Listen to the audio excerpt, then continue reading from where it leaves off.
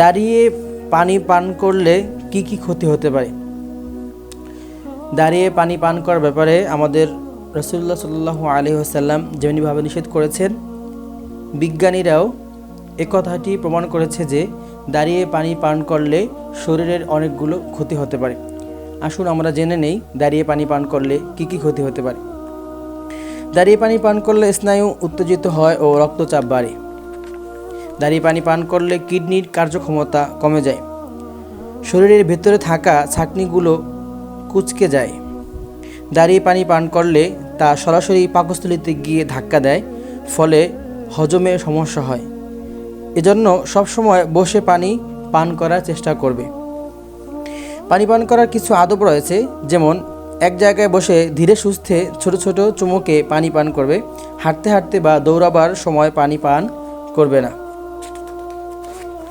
ময়লা বা দুর্গন্ধময় কোনো জায়গায় খাবার খাবে না। পরিষ্কার পরিচ্ছন্ন জায়গায় খাবার খেতে হবে। দস্তরখানা পাটি বা পরিষ্কার কাপড় বিছিয়ে তার উপর বসে খাবার খাবে।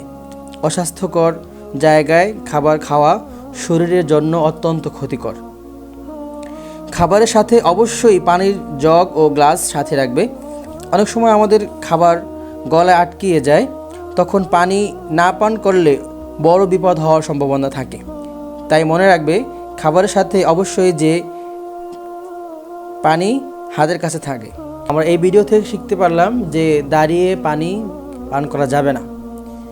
আর খাওয়ার সময় অবশ্যই আমাদের কাছে জগ গ্লাস রাখতে হবে। অনেক সময় দেখা যায় খাবার খাওয়ার সময় আমাদের গলায় আটকে যেতে পারে, এবং সাথে সাথে যদি আমরা পানি পান করতে না পারি, দেখা যায় অনেক সমস্যা আমাদের হতে পারে, অনেক বড় বিপদ হতে পারে। তাই খাবারের সময় অবশ্যই যেন আমাদের সাথে পানি থাকে, সেই বিষয়টি আমরা অবশ্যই খেয়াল রাখবো। আমরা এতক্ষণ যে বিষয়গুলো আলোচনা করেছি, আল্লাহ রাব্বুল আলামিন আমাদেরকে উক্ত বিষয়গুলোর উপর আমল করার মতো তৌফিক দান করুন। আসসালামু আলাইকুম ওয়া রাহমাতুল্লাহি ওয়া বারাকাতুহু।